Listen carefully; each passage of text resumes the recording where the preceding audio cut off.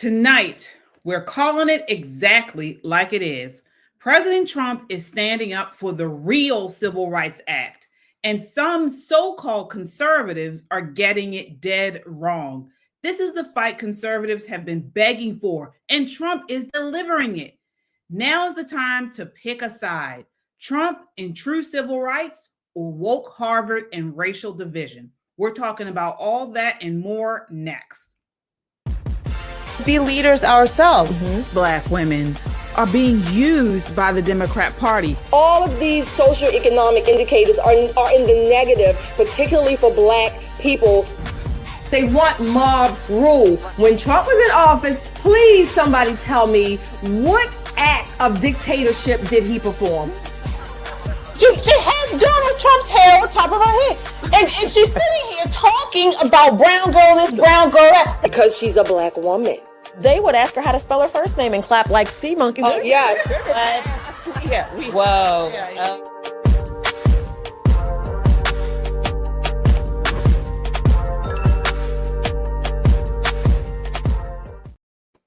What's up, everybody? It's Saturday. We are coming at you on a Saturday night, and it's time for Pop and Politics. I'm KJ. Let me introduce you to my co-hosts. Of course, we have Nicole Bennett and Shelly E. All right, before we dive in, folks, again, tonight we got an action-packed lineup of issues and topics to talk about. Hit that like button. The like button helps get this video out to a broader audience. So please hit that like button. We want as many people to see this as possible, and subscribe. If you haven't subscribed, what are you waiting for? Of course, we're here on YouTube and Rumble. You can listen to us on Apple Podcast or Spotify under the name Pop and Politics. We love our chat. We shout out all of our super chats. It's the best way to get your voice heard in the conversation and to show your love for conservative content. This is not just a podcast. This is a movement of God-fearing, truth-seeking, America-loving people that value freedom. Stand with us and subscribe so we can amplify this rallying call for freedom. All right, ladies, let's set it off. How are you all doing tonight on this Saturday night? I love Saturday nights. Love it. Love it. Yeah, me too. All right. Folks, if you can see, I have on one of our merch shirts. This is actually my favorite one. Not black, not white. We are Americans. Don't let them divide us. You can get this on our website at www.popandpoliticslive.com. Among other things, you can get t-shirts, sweatshirts. We have a mug with this message. Right, that mug Nicole has, you can get there, and tons of other stuff. So definitely go on and check it out. It's a great way to support us also. All right. But we got to get into this. So of course, I'm talking about, I mentioned it at the top of the show, Candace Owens. I didn't say her name, but out of nowhere, seems like she might be carrying water for Harvard and the woke mob.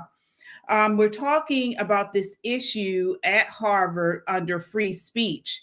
So as you guys have, I think we've talked about this before, but President Trump is basically, he is pulling funding from many of the Ivy League schools, particularly in this instance, Harvard, due to them pushing DEI practices and within their hiring, and also within other things on campus. And so pretty much, I haven't heard too much pushback about it from the conservatives, but recently, Candace Owens has come out and said, do not support Trump on this issue, support Harvard. Take a look and then we will respond to this. This is clip 4. Trump administration is fighting against free speech in America. And that is very sad for me to say and to report as someone who has been a supporter of Donald Trump. We cannot allow our rights to be infringed upon. And if you think it's going to stop with college campuses, you're out of your mind.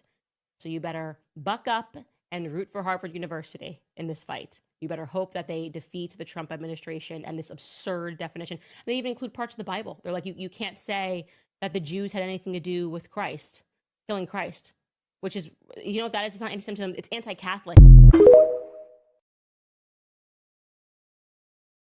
All right. So do you see, I didn't see that on the, so President Trump sent Harvard, I have a letter he sent to Harvard, and it's really detailing exactly all the things he wants them to change at the universities. Otherwise, he's going to pull funding. Now, he is basing this on the 1964 Civil Rights Act. He's saying basically that, you know, Harvard is they're discriminating. They're pushing discrimination, and it's against the 1964 Civil Rights Act. And so that he is saying that he will not support these institutions if they are not going to be free of racial preferences. But I couldn't find what she was talking about. So Shelley, what are you? What's your response to this? What Candace Owens said? Well, again, I'm not speaking for Candace. I think she is ultimately referring to President Trump or the administration telling Harvard basically that they can or cannot have XYZ programs. Okay, that's one thing. On that, I disagree with Candace in the sense that if a federal government or whatever, again, government funds is funding whatever program, then they're going to dictate the terms. If you agree to those terms, then you agree to those terms. Now, personally, I've said it once, I'll say it a million times. I don't think any institution, no less a private institution worth billions of dollars, should be getting taxpayer money to fund any program on its campus. So that, number one, is there. What I would say I agree with Candace on, if this is ultimately about free speech, then I would agree with her. I guess I'm going to say her limiting factor, that the executive branch, in this case, President Trump and his administration, they cannot supersede the First Amendment. Every institution, whether you like it or not, private or public, has a First Amendment right. But I say, and many others say, that First Amendment right should be funded by your own dollars. Exactly. Right. And is it a First Amendment right? So before I get you in on this, Nicole, several years ago, the author Christopher Caldwell changed the conversation with his book, The Age of Entitlement. The book argued that civil rights regime established in the 60s marked a fundamental departure from America's constitutional tradition. So basically, he's condemning it through this launch with noble intentions of stopping racial discrimination. The Civil Rights Act and the bureaucracy it spawned gradually consumed core American values and freedom, well, I should say freedoms, and became a vehicle for entrenching left-wing racialist ideology throughout American institutions. So he's basically saying that at this time, libertarian proposals were saying that this shouldn't have occurred. You know, the Civil Rights Act was against libertarian proposals, and it should not have really been done, but it was. They used it to say that you could not discriminate based on race. So now, actually, President Trump is saying the same thing. He's pretty much saying in a series of letters to these Ivy League presidents that their funding is going to be threatened if they do not stop using these discrimination policies. It's pretty straightforward. Racial discrimination is wrong, whether it targets whites, Asians, and Jews, or Blacks and Hispanics. Any institution that continues to discriminate based on race is ineligible for federal support. So, Nicole, I don't even see the argument, a free speech argument here. What am I missing? You know, to the point with Candace, she's got a problem with anything that has anything to do with Jewish people. Let's just call it what it is. Let's just put it right on out there. This has been like her rally cry for a minute, and it definitely jades what she's looking at with this particular issue. I 100% agree with Shelley. You can say what you want, but don't expect me to pay for it. Everybody has a First Amendment right, but it does not say you won't face the consequences. If you want federal dollars, you'll dance to that federal music. And Harvard isn't the only university where the administration has reached out and said, you may not discriminate. period, point blank. Here's the law. And we're no longer going to turn a blind eye because, a certain particular political party is anti-Jew. At this point, standing on the Civil Rights Act, you would think that every single liberal media, legacy media, mainstream media would be screaming from the rooftops, Trump's finally getting one thing right. What we see is the complete opposite. How dare he use something that was designed to advance, quote unquote, brown people to help people who, quote unquote, aren't brown. The law is the law. Discrimination is discrimination. And Harvard needs taxpayer money like they need a hole in the head. They have enough endowments where they could go on for hundreds and hundreds of years without raising tuition $1. However, they would very much like to stay tax-free and to continue to collect federal dollars. If we're going to do that, then you've got to get right. Just like HBCUs had to get right? We can no longer say only Black kids can go here. Anybody can go to an HBCU. And we're not going to discriminate against the white kids who go there, the Jewish kids who go there. Why should Ivy League schools be carved out from that law?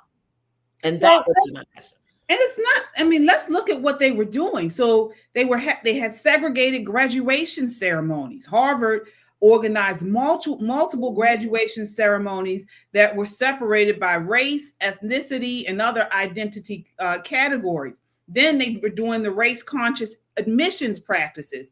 Harvard's policies has been scrutinized, as we all know, by discriminating against Asian Americans.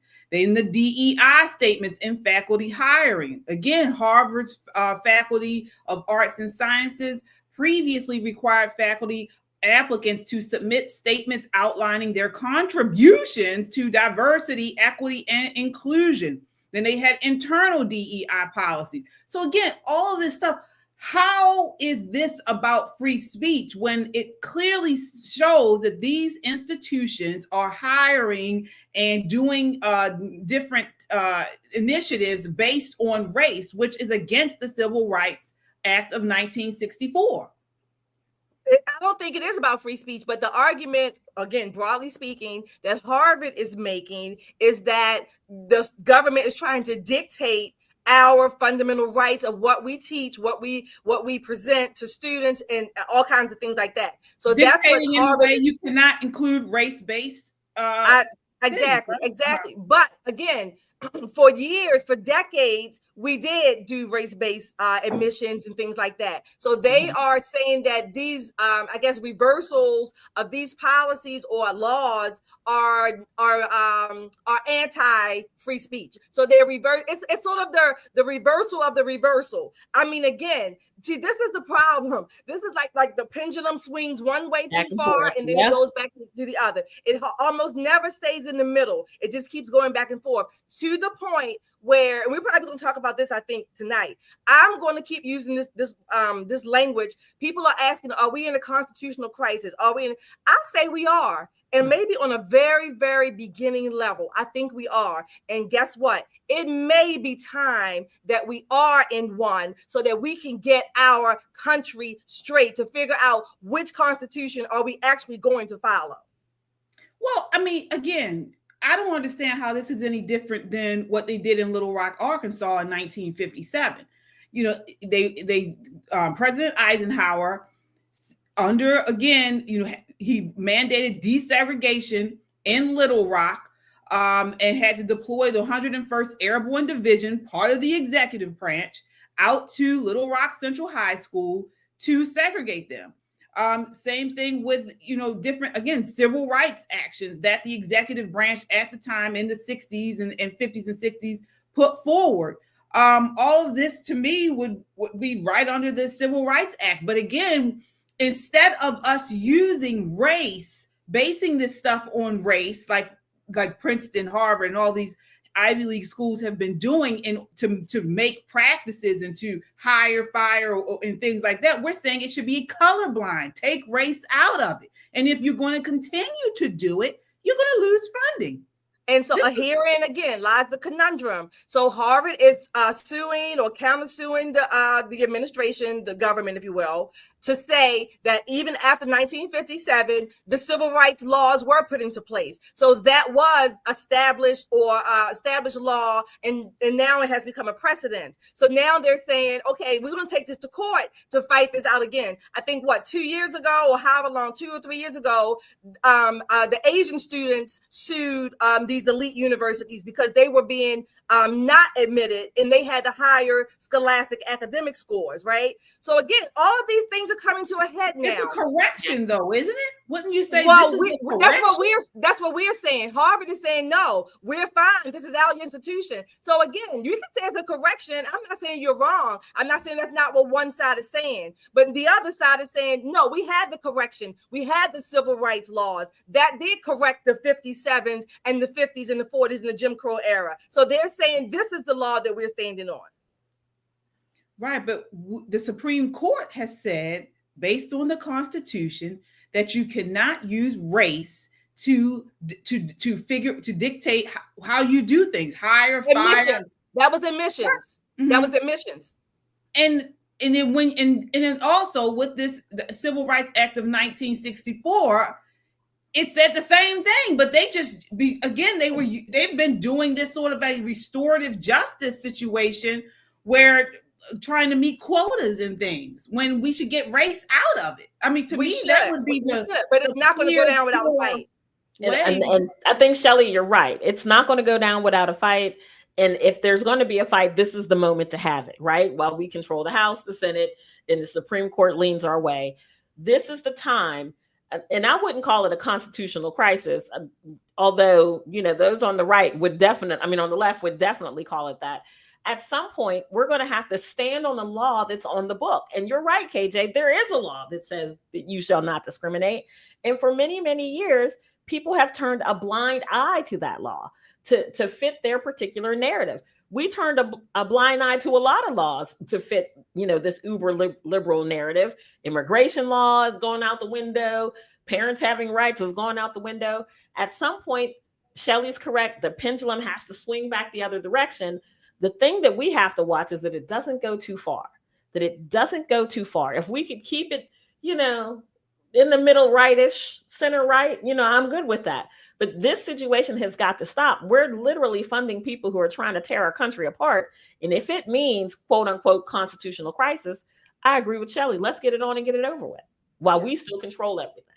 And one more thing, can I add to what you said, Nicole? You said for years, people were using race-based for whatever, right? But guess what? So was our government, because at every level of government, we were funding it. So we were funding those programs. We said, okay, if you do this program, we'll fund it, or we'll give you money since you want to, I'm going to say, have these ethnic or race-based initiatives. We'll give you money. So all around, it has been funded and supported and accepted by whatever side. It has been doing that for so long. Now the Trump administration is coming into saying, no, it's not right. We're not going to support this. So herein lies the battle. I still don't understand why are we calling this. I see sort of what you're saying about it being a battle, but to me, it's a correction. It's a correction. For years, this has been done to what they used it as to make sure we had African Americans or minorities involved in these institutions because there was a lack of them there. And so they were doing it to reach some type of goal of equality is what, it was used as. But now in 2025, I don't want to where, America is becoming more and more brown, and, we have the Civil Rights Act and things like that. To me, it would be the correction would be to remove this idea of using race-based in everything and just go to the letter of this act really and not do it. I agree, KJ, but everyone This is why we have attorneys, right? I mean, our Congress is full of them. You have attorneys. These are people who are, give and take on the average. They are educated. They are what we would call, smart, knowledgeable, whatever. They're capable, competent. On both sides. So we have two competing sides over the same body of knowledge. This has to be battled out, if you will, in court. You can say it's a correction. The other side is saying it's the opposite. Therein lies the crisis. I guess I'm confused on what the other side is saying. Like, what is the basis of their argument? That's what I'm confused on. Well, the basis of their argument is this is the way that we've done it. This is the way we will continue to do it. And it's, from their perspective, good for the country. So sometimes black letter law, right? It says, you shall not wear blue lipstick with a pink shirt. That's the law. But, then there's different shades of blue, different shades of pink, and somebody may get away with it and it will become the norm. So with the Democrats, the liberal side are going to argue is this is the norm. This is the way that we've done it. We don't want to take it off the books just in case we have to go back to it. But for right now, it's the way we've done it. We've been successful with it. Why change now? That's their whole argument. Why change? It's working for everybody. The truth is, it's not working for everybody. As a taxpayer, I don't want to fund this crap. Are you serious? I have no desire to make sure some liberal elite can go study choral music for 4 years for $200,000. I have no desire to do that, right? But as a taxpayer, I don't get to say where my money goes. I don't get to say what it funds, what it doesn't fund. Now we have Trump coming in saying, we're going to stand on black letter law. Now the Democrats have to defend why they won't stand on black letter law. And this is what they're saying, a constitutional crisis, because the judiciary branch is going to say one thing. The executive branch is saying something else. Who's going to win that battle? Right. Well, one of the both sides have precedent. Absolutely. And we can't start this battle by saying we're confusing free speech with illegal racial practices. That's what I'm saying. This is not a free speech issue. They are using racial preferences and practices in admissions and in events, activities, all this type of stuff. And that is not enforcing the civil rights law. Now, I get what you all are saying. I get what you're saying about how they're going to say, well, this is what we've been doing for many, many years. And there's a need to continue it in the pursuit of equality. However, you can't continue. Even let's say this is something in the pursuit of equality. It's still against the Civil Rights Act, which said we can't use racial preferences in decision making with this type of stuff. So again, it's like you said, following the black letter of the law is, when we have not been doing that, is what we would need to do to get this to follow the law is what I'm saying. I don't know. Both sides have precedents, some form of precedents that they can point to. Both sides, good, bad, up or down, they have that. And even with this, the 64, the civil rights laws, after that, there was affirmative action, right? Then we came into the DEI era, if you will. So what I'm saying is that both sides have something, if you will, that would lend credence to whatever their position is. Agreed. I think it's going to be a very interesting time, especially for people who are students of the Constitution, which gives me just this one little second to shout out Hillsdale. If you guys are fans of the Constitution, you want to learn more, you should take the Constitution 101 class. It gives you a better idea of what the founders meant. It kind of weaves in some of the Federalist Papers, and you'll see what Shelley and I are talking about, like this balance of power that's supposed to exist that really has never really existed. We're in a moment where these two branches are battling. What happens next? It's very interesting from a constitutionalist point of view. All right. Yeah, absolutely. Oh, by the way, it's free. I should say that. It's a free course. Absolutely. Yeah, definitely. And again, it's just a weird time to me.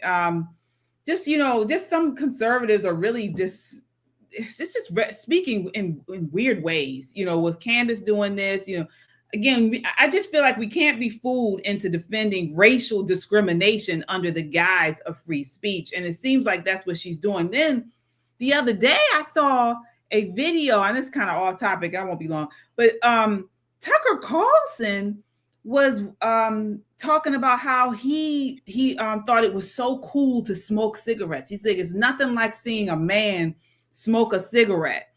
And he was talking about how he was, upset that so many people quit smoking, and that was the thing to do. And it was just like, at first I thought, is this a spoof? But it wasn't. I don't know. It's just weird times. I just think people are just speaking very strangely to me. But go ahead. Mm-hmm. Tucker is from that Marlboro Man generation. You know what I mean? Where the epitome of manhood was a guy with chaps on, riding the back of a horse, smoking a Marlboro without a filter. And I live in tobacco country here in Maryland, what used to be tobacco country. And when people stopped smoking, my entire area had to reinvent itself because tobacco was king here. It was so much tobacco that kids were out of school harvest time. Everybody picked tobacco, dried tobacco.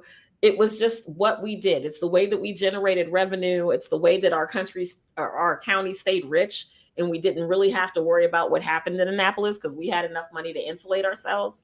And then once smoking became taboo, we had to say, well, wait a minute. Okay, so no more tobacco. What do we do to drive revenue here? And we're still grappling with that. We're still grappling. Charles County exports its best people every single day to work jobs in Prince George's and Washington, D.C., because tobacco is no longer king. So there are people who kind of fangirl for that era. And a lot of them are farmers that live here too. Okay, well, I don't know. Maybe I'm definitely not on the farmer end, but the era to me is just lung cancer. My mom smoked. She was smoking since she was 16, and she died of lung cancer. So and many of her friends that she went to high school with, I can count at least 4 died of cancer. My mom did from the smoking. Yeah. It's just I think Tucker was talking about an era. I don't know if he meant. No, he was like, it's nothing like a cigarette. He was saying, the smell of it.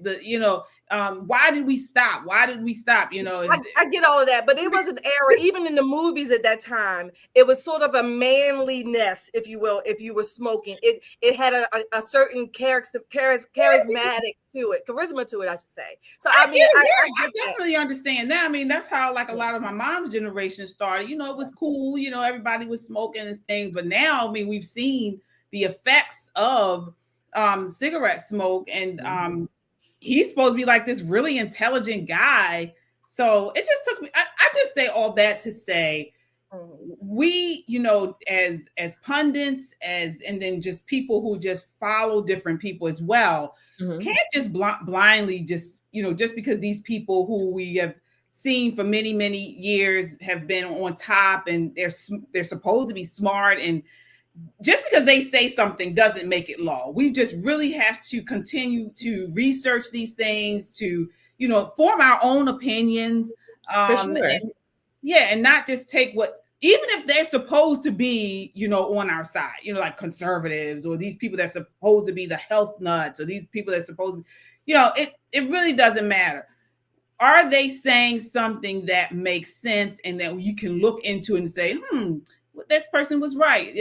I've researched it myself and I found this to be right. Or this person I don't know what they're talking about. And not to say you totally write them off, right? But you definitely, don't blindly follow these people. I mean, be Reagan-esque about it. If you agree with somebody 80% of the time, it's a win, right? Yeah, but they are very, very human. Tucker Carlson is a very, very human man. He puts his box on one foot at a time, like everybody else. So just because he says it doesn't make it gospel. Like, as much as we fool around on our show, laughing and giggling and kikiing, if you guys could see some of the behind the scenes stuff, you should sign up to be a member, because so on the show, we're incredibly reserved. But the behind the scenes foolishness that happens, you need to sign up to become a freedom seeker to see the behind the scenes things. Because when we finally get back to Baltimore, Shelly, I'm going to teach you the new line dance. I got you. I got you already beat. I already got you beat. Okay. Both of them. Well, let's throw down there. Let's have a dance off. Let's make it work. Yeah, right? That would be fun. That would be fun to shoot. Yep. Yes, indeed. All right, we have some super chatters here. I definitely want to acknowledge you all. Thank you so much. All right, let's see here. We have, all right, Red Bucks. Thank you. Thank you so much. Thank you. Yes, indeed. All right. And I thought we had another one or no? Okay. Yeah, All right. we have some freedom seekers in the chat. Trey's Chocolate. Who else? Redbugs was a $5 super sticker. Thank you. Thank Yes. you, Redbugs. And we you had Trey's and Laura there, Gimpy. Oh, it was a Joe's. Oh, it was the Jews. The Jews. Okay. Yeah, Gimpy. All right. Yep, there we are. All right. And we have I see you guys, part of the members club. Everybody's talking. Thank you guys so much. So shout out to you all. Laura, Allie. KJ Tucker quit smoking. Okay. Trey's Chocolate. I'm a proud member of the show. Thank you, Trey. And I hope you are enjoying your birthday weekend. For sure. Allie was saying Tucker said he quit smoking years ago, but he still loves the smell of a lit cigarette. Oh, okay. Spoken like a true addict. KJ, Ronald asked in the chat, how does he get a shirt? Oh, how do you get a shirt? How do you get a shirt? Yes. When our producers put the link in there. Right. Yeah. Yeah. You can go to our website at popandpoliticslive.com/shop. Yes, popandpoliticslive.com/shop. All right. So moving right along here. The media has been all over this, and then they have also been all over the arrest of these two judges. This is Attorney General Pam Bondi actually breaking down what has occurred regarding these arrests. This is clip 3. No one is above the law. In Milwaukee, an illegal alien from Mexico was in court being prosecuted for domestic violence. He was charged with violently attacking a man, punching him in the face 30 times, strangling him, and then attacking a woman by punching her in the face with his closed fist. Both victims were brave enough to be in court. The judge, Hannah Dugan, learned that ICE was outside to arrest him after court. She is now charged with obstruction of justice for sneaking this criminal defendant, an illegal alien, out a back exit through her chambers to avoid his arrest, leaving the victims and prosecutors sitting in court all morning waiting on justice. In New Mexico, law enforcement was tipped off that Judge Joel Cano had a TDA member living in his home. The judge and his wife allegedly gave him access to assault rifles, one with a suppressor, to go to a shooting range to perfect his skills.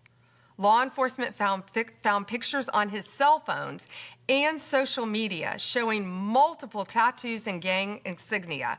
They also found a picture of him with the judge.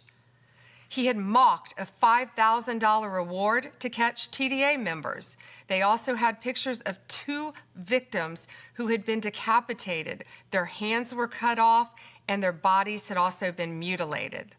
The judge, now charged with obstruction. Post Miranda, he admitted he destroyed one of the cell phones with a hammer and then took it to a city dumpster down the street to dispose of the evidence. The Trump administration will fight for victims. The rule of law is very simple. It doesn't matter what line of work you're in. If you break the law, we will follow the facts and we will prosecute you. Wow. So this is crazy. What is wrong with these people? Nicole, I'll start off with you. What's going on? Why are these judges doing this? They think they're being activists. At this point, they really think that they're standing up for democratic values. But what they don't understand is that America is sick to death of being the targets of these illegal aliens who are criminals. We're sick to death of it. I think to a large degree, many Americans take a look at illegal aliens who are criminals very differently than people who are illegal aliens who, work and that kind of thing. However, the people who are hurting, raping, maiming, and all of that, a judge takes one of these people in, takes him to the gun range so he can practice with a suppressor, no less.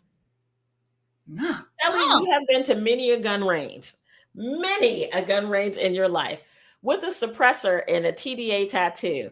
You think that'd raise some eyebrows there? But he came in with a judge. Are you serious? At some point, it does seem comedic. It does seem like, what the hell? Pam Bondi is the perfect AG because she's not going to let that go. She's going to be like a hungry pit bull with a greasy pork chop bone. She's going to be on this thing like white on rice. To people who are given many, many privileges, we expect more. And judges are those people. They really need to get themselves together or lock their asses up. Lock them up. Before I get you in, Shelley, the media is making a big deal about this. They're calling President Trump authoritative and the dictator because of this. And I don't understand how they can do that. This is clip 5 of them going insane about these judges being arrested. Clip 5. Arrest. It is an extraordinary step that should worry all Americans. Look, do judges act in ways that are inappropriate sometimes? Yes, that is why there are judicial disciplinary panels in place for someone to make a complaint and have that board investigate whether or not some sort of disciplinary action is warranted in this case. So even if we accept everything the government alleges to be true, I do not accept them all to be true. We haven't gotten all the facts fully yet. That would have been the appropriate way to do it. But by sending in someone to arrest her in her courtroom is a violation of the separation of the branches. It's the executive trying to muscle the judiciary to bend to its will. It's dangerous, it's autocratic, and it's just not how things are to be done. The main purpose here, of course, is to intimidate the judiciary so that they do not get in the way of Donald Trump's policies, however lawful or constitutional they may or may not be. Molly, I want to play something for you that Milwaukee County Executive David Crowley said in a press conference. All right. So, Shelley, I mean, inappropriate. These judges have gone far past just being inappropriate. What is your response to that? First of all, see, many people are thinking about this I'm going to say, quote unquote, too logically. And I mean, I'm not saying that to be, mocking. These judges are doing exactly the ideology and the belief system that they have been reared on. They have been educated in some of the best schools, and they network with some of the, the tightest elitist groups. And this is what they have been conjuring up for decades. They are living out their true beliefs. As a matter of fact, they're living theirs out better than we are ours. So, in that sense, they are true. They are true to their cause, whatever that cause may be. Is it unconstitutional? Absolutely. To that lady who was just speaking, I don't know her name, but was it a threat or a fear mongering, if you will, when Letitia James and Fannie Willis and all of Jack, whatever his name was, Jack, whatever in DC, when they went after President Trump and the executive members? Wasn't that intimidation by the judiciary into the executive branch? Yes, it was, but they're not going to say that. Another thing, I said the previous segment, I'm going to say it again. We are in a constitutional crisis. You know why? You have these judges representing the judiciary. You have the executive branch, and we have a whole other branch of legislatures who are largely just laying back, lollygagging, not doing the damn thing or a damn thing that they were elected to do. They taking their hands off a whole lot, and this has been building up for decades. All of this, if you want to call it civil rights education, DEI, affirmative action, Marxism, whatever you want to call it, this has been being taught in many schools, academics, university level as well, Ivy League no less, for decades. And these judges are living out their cause. This is a constitutional crisis we are in. I believe we are, at least at the very beginning of it. It's not violent, thankfully, but we are in a crisis. And again, I say we need to, get this weighed out, get it worked on, get it done and over with. This may be the time that we have to do this. Agree. Yeah, and one thing I want to get clear. So the media is trying to make it seem as though okay, let me talk about these judges are harboring illegals, not just illegals. They're not just harboring them or preventing them from being removed, but these people have done crimes, like major crimes, and they are comparing this to what went on under Trump, where it was like victimless crimes. It was like white paper crimes. So this is what I don't understand. This is totally different. The way they went after Trump for minor infractions. I mean, this was stuff where many times people said they weren't even crimes. And now they're harboring illegals that have committed violent crimes. This is insane. And here we have a clip here of how they treated President Trump versus now. This is clip 2. He is being treated no better or worse than anyone else. This is not selective prosecution. That this is not somebody who's singled out. That he is being treated just like anyone else. That is what it means to have a rule of law. That is what the Justice Department is really signaling and messaging here, is that everyone will be treated, as Merrick Garland has said, as, equally in this country. This is really a great day for America. So there has been a violation here that we know for sure, and it is not the judge. Right, exactly.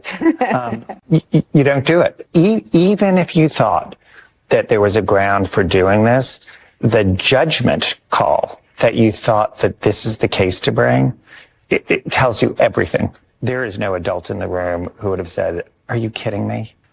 Why would you possibly do this?" And the answer is because we want to send a signal to the judiciary. And that's what you shouldn't be doing. Wow. I mean, that was so hypocritical. Before I get you guys a response, we do have a super chatter here. Thank you so much. All right. We have Wendy with the $10 chat. Says they were waiting for the accused, not charging into her court. The mainstream media is disgusting. Yes. Absolutely. Oh my God. She took the guy out her chambers, right? One of them was leading the criminal out her chambers. Out the back door. Yes. Yeah, trying to sneak him out. Of course she should be arrested. If you or I were in court for whatever, on whatever side, and one of the representatives of the court tried to sneak us out, well, I guess we would have to be the defendant, tried to sneak us out, yes, we would be arrested. Whoever was participating in it. Yeah, absolutely. It's unconscionable. I can't believe anyone can defend this. I really can't. And let's talk about the victims. These people were in court because they were accused of violent crimes, as Attorney General Pam Bondi mentioned. So what about the victims that were the ones that they committed these crimes against? They don't care. Are you serious? They don't care. Something to parallel this to, when we talked about the Democrats who went down to El Salvador to visit Abrego Garcia, people were saying, man, not all the Democrats, but only some of them, only the Democrats who know doggone well that they will not lose their seat in the next election went, right? So this is a lot of political theater, as we saw the same man giving two different comments on the same, basic principle. They're treating her just like any other American citizen. Just like any other American citizen. Are we supposed to give them deference because they're judges? Absolutely not. We need to expect more from them. Just like all that trash they talked about Trump, he was a president and we should expect more. We should hold him to a higher standard. Listen, if there's going to be a high standard for the executive branch, that same high standard needs to apply to the judiciary and to the legislative branch. At some point, this has got to come to the head. Shelley is absolutely right about this point. We are in a position where these two branches are battling it out. And it's not new. It's been going on since Jimmy Carter. We've been battling for and probably longer than that. We've been battling for who's in what lane. And since then, the legislature, as you say, Shelley, has been sitting on our hands. Yeah. What say you, people? That they're not saying a doggone thing. Everybody's just trying to raise money and get reelected. And this is where we are with this at this point. It was never designed to be this way. If I could think of any kind of constitutional crisis, I would think that it would be the legislative branch against the executive butting heads. And here we have these activist judges who are saying, no, you'll do what I say because I'm a district judge, to a sitting president. That's not right. That is just not right. No. Yeah, we will continue to follow this story. It's insane. We do have some super chatters here, folks. Thank you so much. We certainly appreciate it. Gail Drake with the $10 super chat. Thank you, Gail. Thank mainstream you. media are horrible. Absolutely. Absolutely. All right.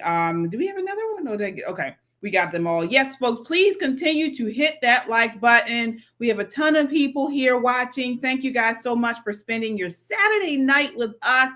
Hit that like button. It really helps to get this video out to more people here. And we want as many people to see this as possible. So please hit that like button and subscribe. If you haven't subscribed, what are you waiting for?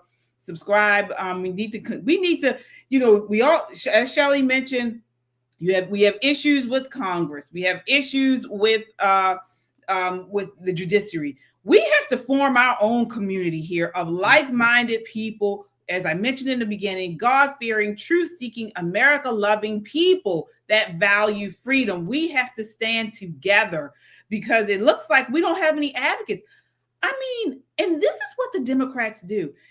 We saw all last week, as you mentioned, Nicole, and I think you mentioned as well, Shelley, how these Congress people were going to El Salvador to visit an illegal, try to bring him back. And this same, and we have here in Maryland and all over the country, really, illegals who have assaulted, unalived Americans, and we don't hear anything from these people. They are not here for victims. Not it's clear as day. And the thing is they've made him some sort of celebrity. They keep calling him the Maryland man, the Maryland man. Listen, I know a bunch of Maryland men. I know more Maryland men than I care to offer up, not in that kind of way, not like in the biblical sense, but just from politics, from being first vice chair of the state party, from being with Frederick Douglass. As you guys know, we do a lot of volunteer work. I don't know one Maryland dad that's punching his wife in the face and ripping her clothes off. I don't know that Maryland dad. That's not how we get down here. We get enough sun where people are out fishing, hunting, and doing the beach with their families. It is remarkable to me that they have reduced men in this state to this illegal criminal alien. A sitting U.S. senator has reduced men in this state to a criminal illegal alien. And if that's not enough to get the people in his district, especially the men, to stand up and say no more of you, nothing ever will. Eyes on you. Eyes on you. You guys need to do something with Van Hollen. This is ridiculous. Absolutely. Well, ridiculous. Nicole, Kamala Harris reduced black men to just weed smokers, pot smokers, whatever, right? So, I mean, it's all the same trajectory. KJ, to your point, the left, progressives, if you will, they do not see victims as victims in their own right. No, they only see victims when it suits their cause, when it's something that's tied to something that they can exploit. And the person, they will exploit the person to no end. They don't care. As long as it moves along and upholds their agenda to, again, famous 13 words. We are 5 days away from fundamentally transforming the United States of America. President Obama. And this is not just the living out of it, but Biden, under his administration, we were living that out to a large degree. Now, again, we are putting the rubber in the road to test, and we are really working it out, but we need to get these issues resolved.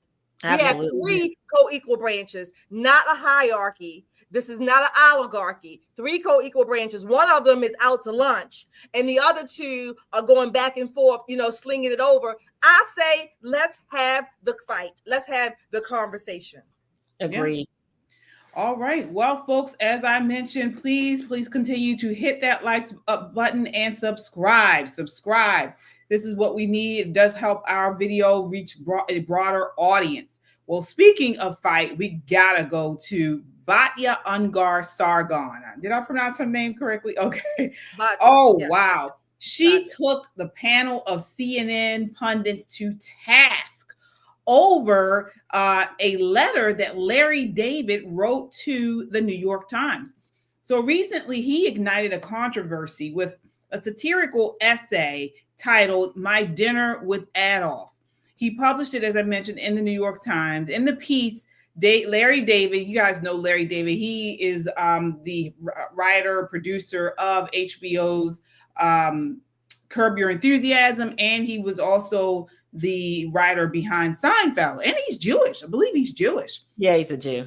Mm-hmm. Yeah. Well, in a piece, David wrote a scenario where a critic of Adolf Hitler is charmed during a dinner with the dictator, drawing a parallel to comedian Bill Maher's recent dinner with President Trump.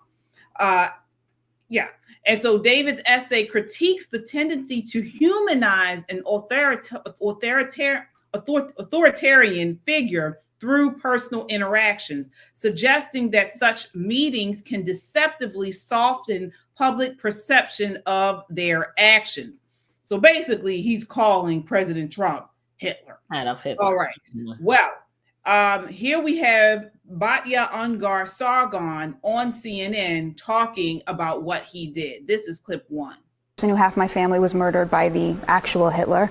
In addition to it being deeply offensive to Jews, to call Trump Hitler is to call over 80 million Americans, 35% of Jewish Americans, 56% of Hispanic men, and the majority of Americans who make under $100,000 a year, Nazis, because those are the people who gave Donald Trump his victory. And I just have a pro tip for any Democrats who are thinking about winning back the working class, those people who make under $100,000 a year, who a majority of whom voted for Trump. You should have a visceral disgust for someone like Larry David, who's worth $400 million, sitting there and sneering and smearing the hardest working Americans for refusing to co-sign their own disinheritance. That's effectively what they are doing when these millionaires come out here and call Trump Hitler. They are calling working class Americans Nazis because they chose the person they thought would give their children back the future they were promised by this country. And it just has to stop. And you know what? Honestly, I don't care if the Democrats get this or don't, but they should get this because this is a big part of why they have lost. All right. So I want to get your thoughts on this, Shelley.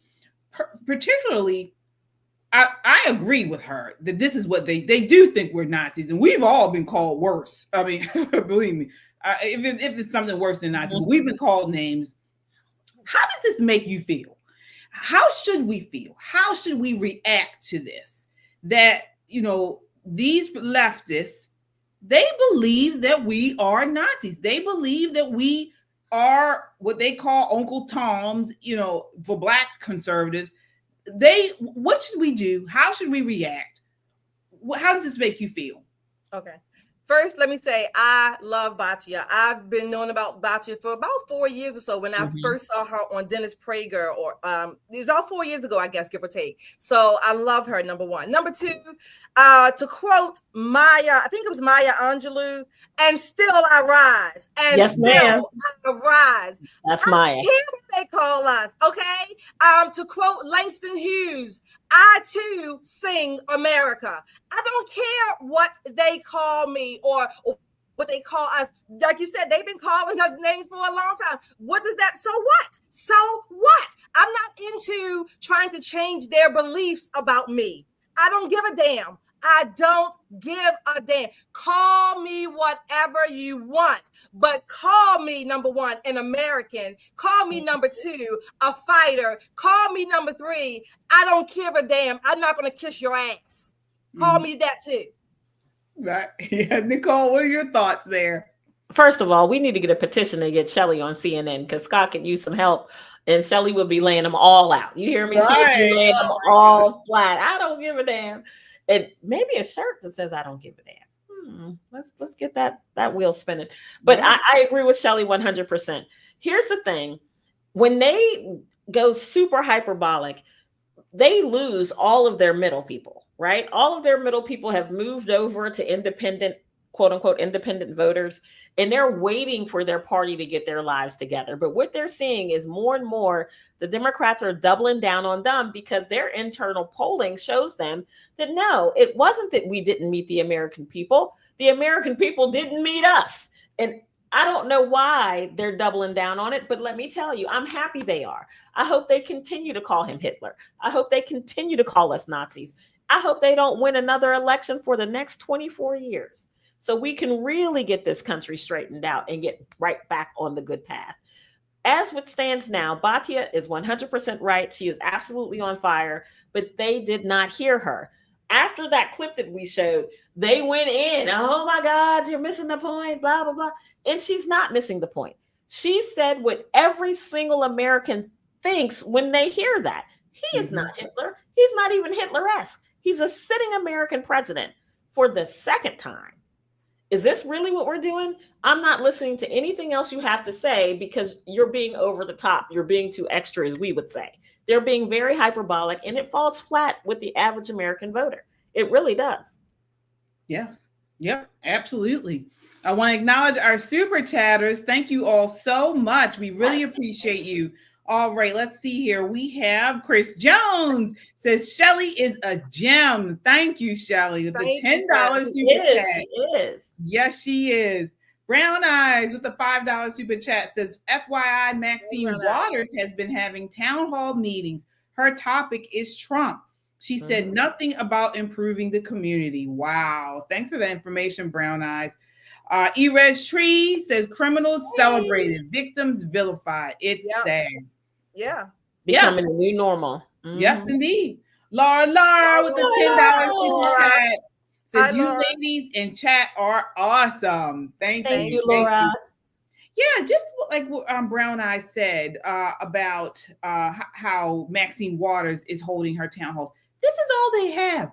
All they have is Trump. But these people, these leftists don't care about their constituents, don't care about people in the community, don't care about victims. I mean, we here in Baltimore had a social justice prosecutor for many years, Marilyn Mosby. And the whole time she's trying to, remove laws and lessen laws in place to protect victims. And while murder rate and crime was going up exponentially here in Baltimore during her time period. So again, these policies that they push and support, they always bring about victims and they don't care about them unless, like you said, Shelley, they're people who are singing their songs. So it's really sad. And it's anti-American. It really is. Anti-American.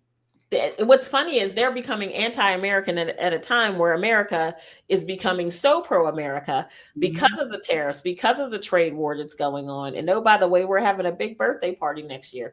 Do you know what I mean? So America is looking for more Americana, and they're moving further and further and further and further away from the mainstream. Right. Yes. Yes, indeed.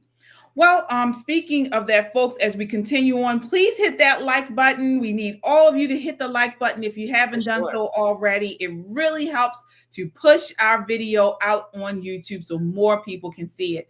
And subscribe. We are forming a community of like-minded people here. If you stand for truth, if you want our America first, hit that like button and subscribe. All right. So, speaking of the madness going on all over the country, one thing we've seen, at least here in Baltimore, is the uptick in youth violence. So while many cities are experiencing lower murder rates, as we are here in Baltimore, we are seeing an uptick in juvenile violence and also robberies and things like that.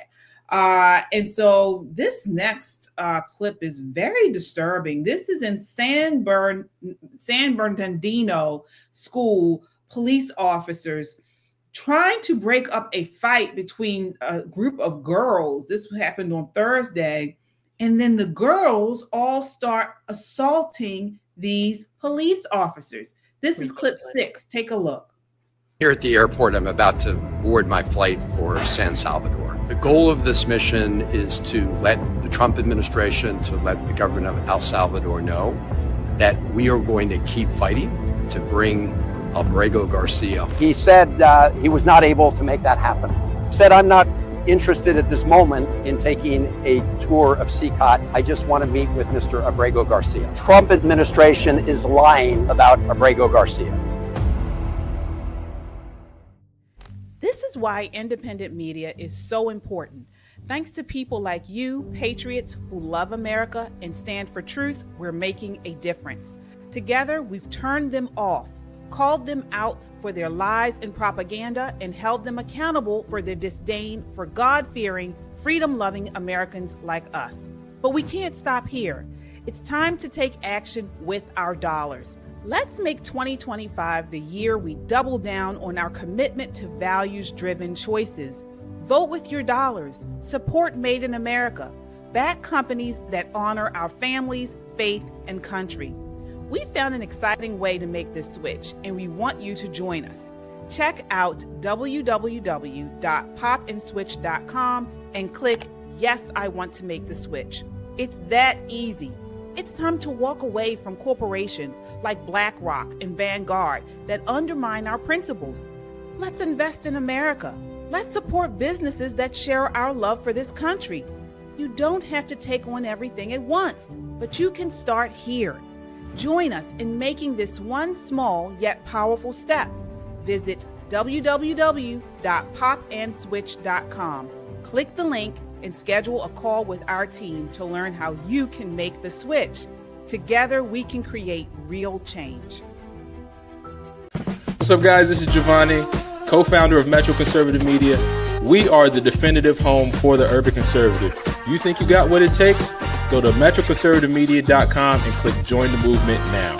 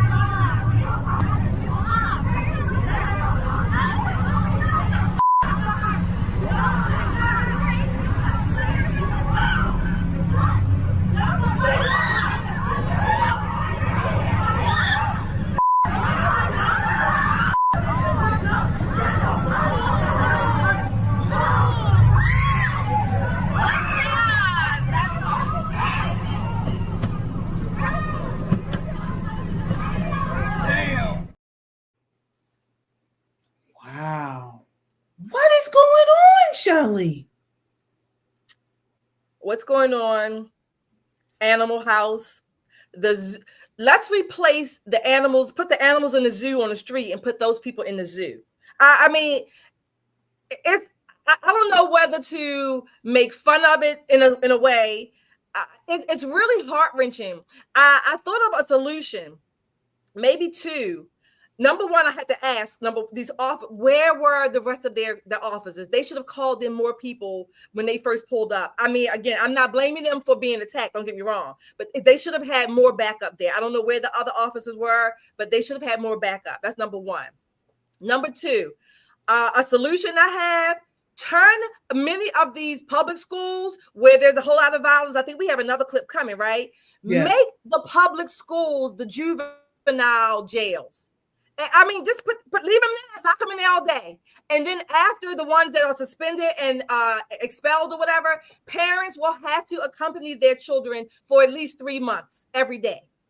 and let's just see how that messes with the parents' lifestyle, their livelihood, making parents come to school every day, or your children cannot go here, and they cannot meander in the streets. We're going to lock them up. These are the only choices. You're going to accompany them, or we're going to lock them up. All of those people there, and that grown woman, all of them should have been arrested, and I hope they are or were. Yeah, I mean, when I was this age, back in my teens, when you saw a police officer, you straightened up. Mm-hmm. You definitely were not, or anyone in uniform, you definitely were not fighting the police officers or the teachers. The same thing. This is crazy. Yeah. Nicole, what are your thoughts here? Well, that's because back in the day, KJ, police officers had power. Back in the day, the police officer would have pulled his little billy club out and got the wrecking. You hear me? And you would sit your butt down, and he would call your parents and explain to your mother that you were out here acting like a wild animal, instead of your mother being out there with you acting like a wild animal. We have got to get to a point where police are allowed to police our communities again. You know, when people say, well, we're being over-policed, this is what happens when there isn't any good policing. I feel bad for the cop who got her hair pulled. She's trying to, wrestle down this very large person and not harm her in the process. And the other person comes up and pulls her hair. Now, thank God that I'm a different person than I used to be. But you pull my hair, it's a problem. We're going to have a real problem. Cop or not, it's going to be a fight. We're going to throw some blows. It's going to get real ugly real quick. But this cop kept her composure. You think about all the things that they go through with these children, and these are children, very large children, but children nonetheless, and a parent acting like wild animals at school. And I don't even know what the Asian woman was doing, screaming at people. What are you doing? Yeah. They should have maced them all. They should have peppered that's what I was saying. Everybody. Now, all that needed to have happened is for one of those officers to shoot one of those animals, right? Like the animals all over the place. It would have been the nonstop. We would have heard about it all weekend. It would have been nonstop. I don't know. I'm saying whatever. Black, Hispanic kids shot by police. They would have had the pictures up of them in kindergarten, looking real cute, with ponytails and a clean shave. They would have had all of that there. I still want to know, where were their co-workers, their backups. I hope there's more to this, at least as far as that's concerned. But I do hope all of them are locked up. Not only now, but nowadays, if they get locked up, look at the kind of judges they might get. They might get escorted out the courtroom chambers. Who knows? It's a 50-50 toss-up nowadays. I can tell you what would happen here in Maryland. They would go home. Yeah. They would be home before the cop finished writing the report. And they would not be required to appear with some sort of parent. But she couldn't bring her parent anyway because her mother was involved in the fight. We really are at a breaking point when it comes to communities. We really are. America is getting further and further apart from the law-abiding to the lawless. And not everybody's going to make the transition well. I'm just very fearful for these children who, one, don't know any male role models, two, don't have any good female role models, three, who think there's nothing greater in this universe than themselves. And this is what happens when you think, I could slap a cop, I could punch a person, and nothing's going to happen to me because I'm under a certain age. We had that last year here in Maryland's legislature. We call it the free to kill bill. Up to a certain age, you kill somebody, you're going home on an ankle bracelet. Good luck. It's ridiculous. We have got to get back to law and order in this nation. We really do. And what do you think, what's caused these teenagers to be so, just have no type of value of authority? They don't care. What's going on? Where's the disconnect? Well, their parents don't care. Yeah, ultimately it does start in the home. Now, what that home looks like, it's up for grabs. Many people will say single parenting, particularly single moms. It could be a parent household. It ultimately starts there. It does, because when you have that adult out there, she's arguing and fussing and getting in the cop's face just like the children are, right? And I don't know which one of those children was hers or whatever. I don't know. But it ultimately starts at home. But it points to a breakdown of family, community, society, all up and down. And those officers, many officers, that they will be the ones standing in front of their commanders, having to take some kind of, I don't know, social justice, you know, how to deal with minority communities class, whatever you want to call it. They'll be the ones doing that. So it's a mess. It's a mess. It's chaos. It really is. We have to get back to the idea that the police are part of the community. They are part of the system that in the foundation that upholds this community. And so without them, just without Congress people, without your local judiciary, without all of it works together to keep the community thriving and going. Without business people, without homeowners, there's a breakdown. But we have gotten to a point where the left particularly has it so police officers are demonized, you know, in our courthouses, on TV, in movies, everywhere. People are told to hate police officers. And then you couple that with this, like you mentioned, one of you guys mentioned how they are, they're holding police officers back, like they've taken away many of the things they used to do, and you know, all this type of stuff. It's a dangerous situation that we have here right now. But you know, KT, it's not only just the police officers. When you mentioned it too, shopkeepers, people who have stores. When you see these roving, quote unquote, gangs of teenage children walk into a Lululemon, take anything they want off the shelf and walk out the door, and the security that's there, all he can do is make a video to show later. So we don't even really have security guards. We have reporters. I mean, they're just kind of recording the crime. And when the cops get there, they can tell them what the kids kind of look like. Well, you know, they were children. And here's a picture of the back of the children walking out the door with tens of thousands of dollars of merchandise. At some point, there's a breakdown of what I like to call the common good, right? That's police, teachers, fire, EMS. You know, there's not a day that when my daughter's riding out EMS that I'm not prayerful for her. I am prayerful for her because her mother is a whole lunatic. I'm telling you what, you can feel some kind of way and put your hands on my child. I'll be live from the Charles County Detention Center. Let me tell you, it's going to be a whole problem. But I shouldn't have to do that when she's out here trying to help. They're coming to help you. So why are we responding to people who are designed to help us with all this animosity? That's where we have got to get to a point where people can have a shop and you're not robbing them blind, and you don't even wear Lululemon. Half of these people who are stealing from Lululemon couldn't get into a Lululemon outfit with a stick of damn butter. There's no way that they're wearing it. They're reselling it on Facebook, wherever else. But at some point, we have to get back to building better communities.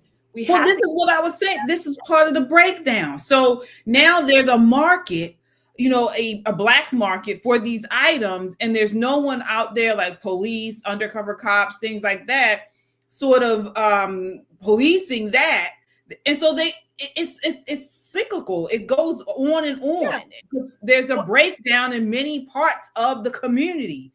There's a breakdown in every institution. Number one, every institution. Absolutely. And I've said it before. I put it in the chat. Community is a mindset. It's not a location or geography. Exactly. It's a mindset. At least first it is. That's number two. Number three, when all of these things, these institutions, we all interact and play on each other. So when you have the judiciary and the legal system saying, oh, well, you know, now if you steal $500, you don't have to pay anything. We'll take it up to $1,500, and before you even get a slap on the wrist.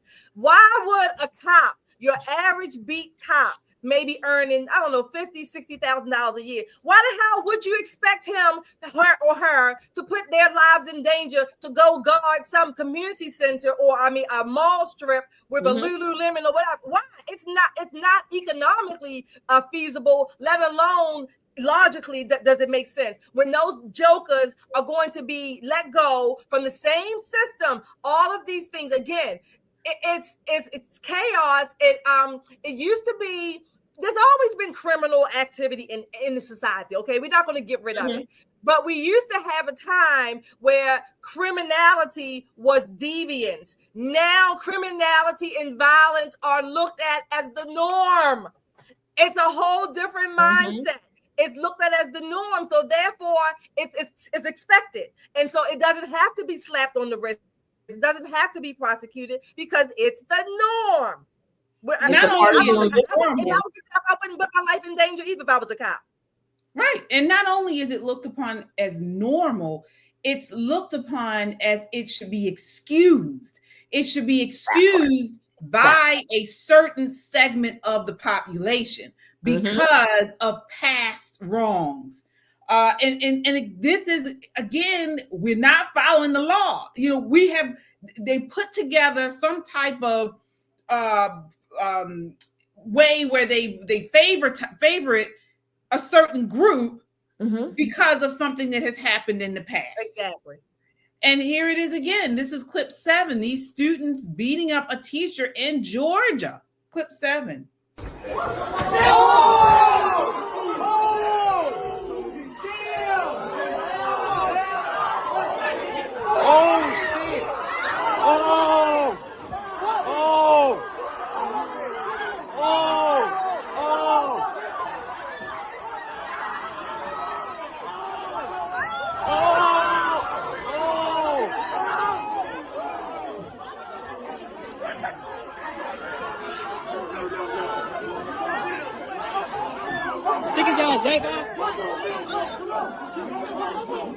Get your ass one, bro.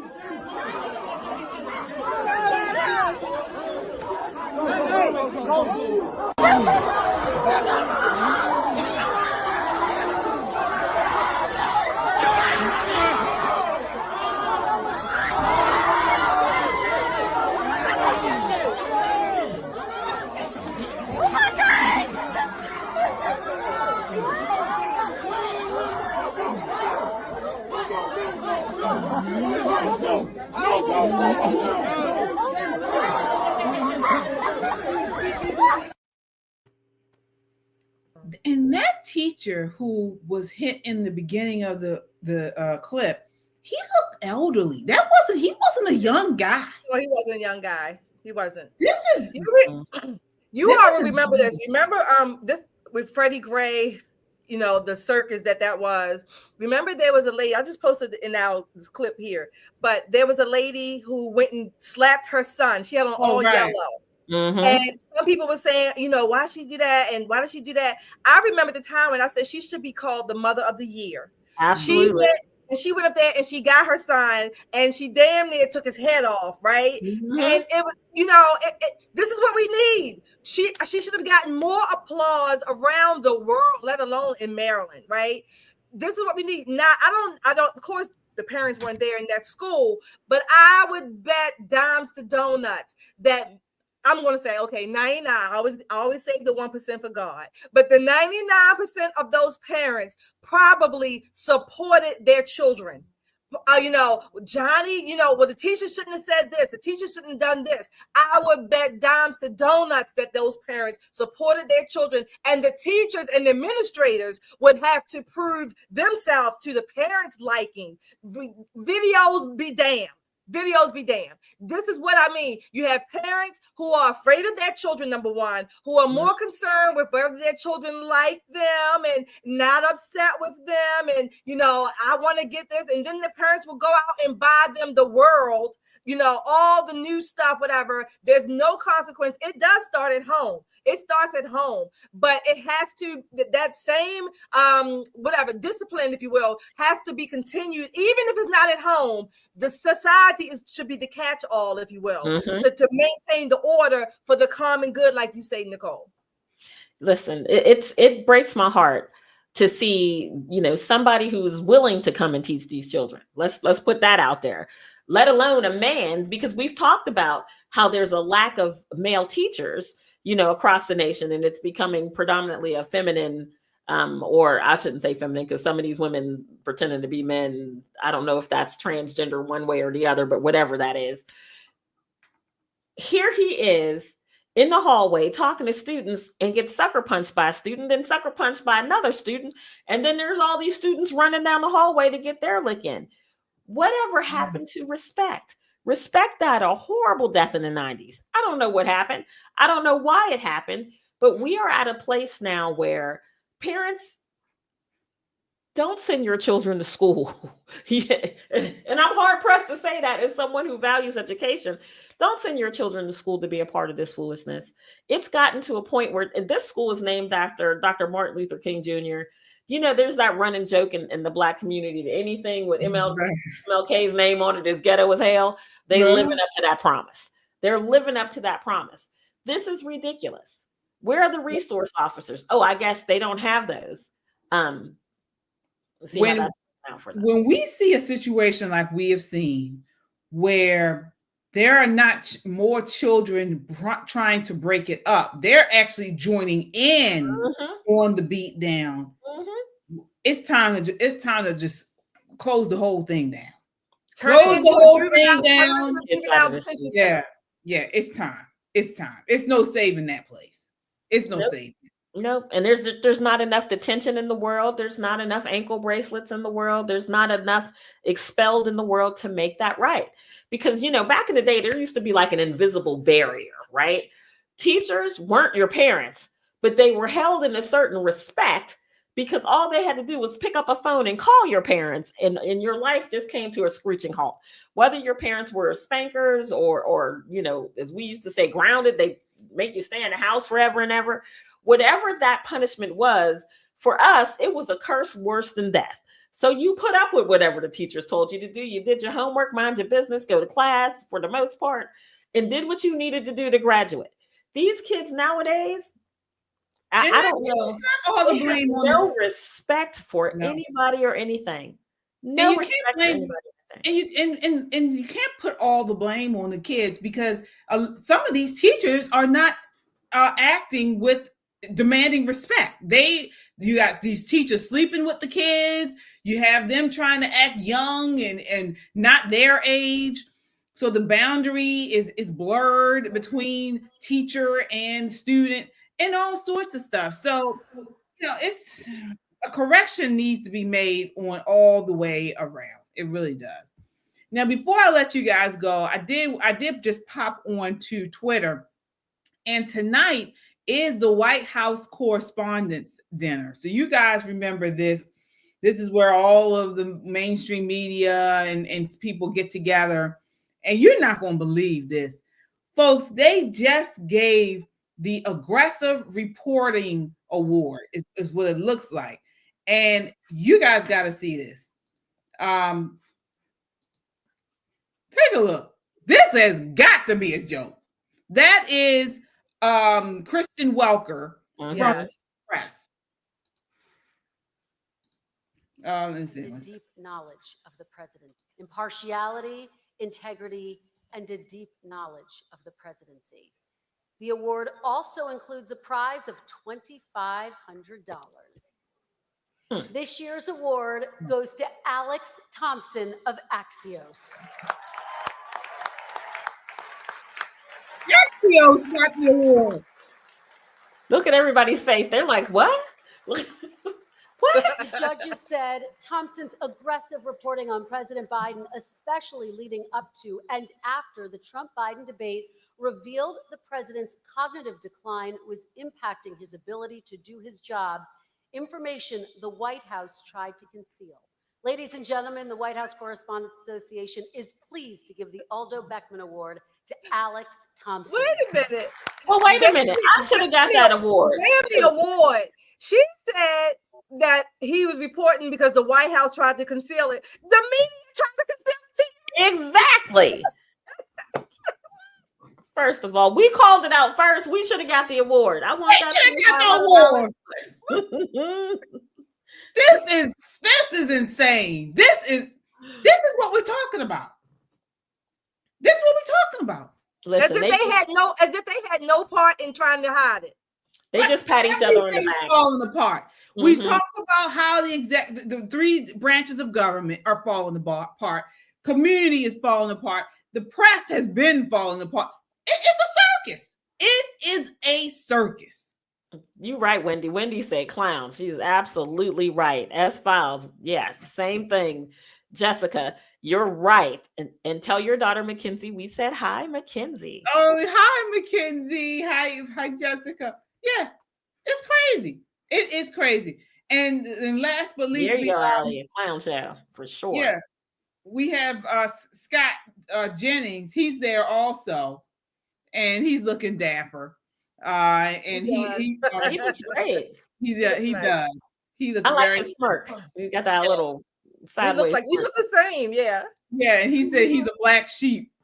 He says black sheep in the house, talking about himself, because he's there with a bunch of leftists. Yeah.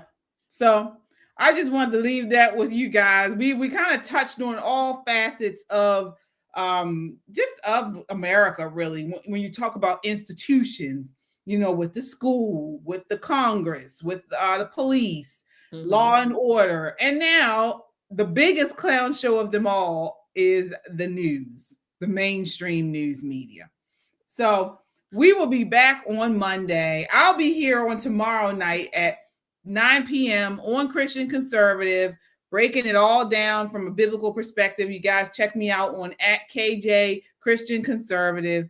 But we will be back. Poppin' Politics will be back on Monday night at 9 p.m. To break it all down. And Wednesday, I think, is the official 100 days of President Trump. So we'll talk about that. We also have a special guest. Shelley, you want to announce the special guest? Yes, everybody, you must tune in. As a matter of fact, before I even announce the guest, you have an assignment. Go to our page, like, share, and subscribe it already starting tonight, because on Wednesday is the 30th, right? Mm-hmm. Wednesday is the 30th of April at 8 p.m. We are having our guest, Mr. Vince Allison. He will be joining us. So again, get your fingers. What is it? The fingers do the walking. Remember the old commercial? Let your fingers do the walking. Like, share, subscribe. Get the links out now. Tell everybody we're going to have a promo. Share it, like it. Make sure you are here in your seats with your glass on Wednesday, and we will welcome Mr. Vince Allison at 8 p.m. Eastern Time. Yes, indeed. It's going to be a great show. We're going to talk about the last 100 days. We're going to talk about the reaction from the media and so much more. You guys got to be here on Wednesday, 8 p.m. All right. And this is a good time to hit the notification bell so you know when we go live. So that way you won't miss anything. All right. That does it for us tonight. Until next time, count your blessings and live a life of purpose. Good night.